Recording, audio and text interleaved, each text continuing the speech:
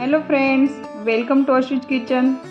इथे मी बनवलेले मस्त अशी छान एकदम मऊसूत अशी बर्फी। टेस्टला तर एक नंबर लागते, खूपच छान आहे, पटकन होते, कमी साहित्यांमध्ये होते आणि दिसायला तर तुम्हाला दिसतच आहे खूपच सुंदर दिसते, टेस्टलाही छान होते। तर ही मी बनवलेली आहे मँगो बर्फी।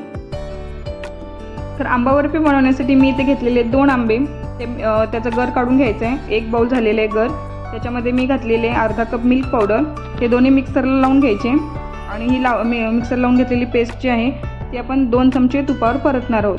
पण मी इथे घेतलेले नॉनस्टिक कढई, जे काही तुम्ही भांडं घ्याल ते थोडंसं जाड असावं, कारण हे बराच वेळ हलवावं लागतं, तर ते खाली चिपकू नये म्हणून शक्यतो जाड तळ असेल असंच भांडं वापरायचं। तर मी इथं नॉनस्टिक कढई घेतलेली आहे। 2 चमचे तुपामध्ये हा जे आपण गर आणि मिल्क पावडर जे लावलेलं होतं मिक्सरला, ती पेस्ट चांगली परतवून घ्यायची। तर इथे माझ्याकडे 1 बाउल गर होतं, त्याच्यामुळे मी 1 बाउल साखर घातलेली आहे। तुम्ही इथं पिठी साखर पण वापरू शकता। तर जेवढा तुमचा गर आहे तेवढी साखर घालायची आणि छान हलवून घ्यायचं आहे। हे मिश्रण कंटिन्यू हलवत राहायचं, म्हणजे ते खाली चिपकत नाही। आणि शक्यतो जर तुम्ही नॉनस्टिक कढई वगैरे घेतला असाल तर ते अजिबातच चिपकत नाही, फक्त तुम्हाला कंटिन्यू हलवत राहावं लागतं। मी ते 10 ते 15 मिनिटांनी बघा आता हे मिश्रण घट्ट होत आलेलं आहे। तर इथे मी अजून 1 चमचा तूप घातलेलं आहे, टोटल 3 चमचे तूप वापरलेले आहे मी।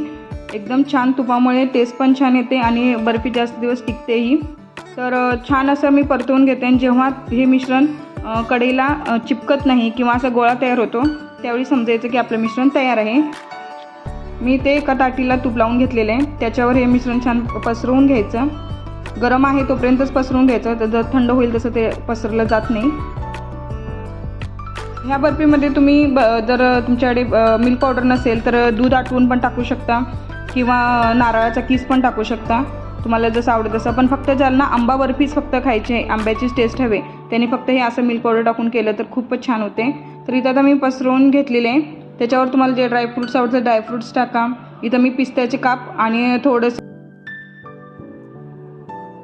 आणि पंपकिन सीड्स टाकलेले आहेत, तुम्हाला जे आवडत असेल तुम्ही टाकू शकता।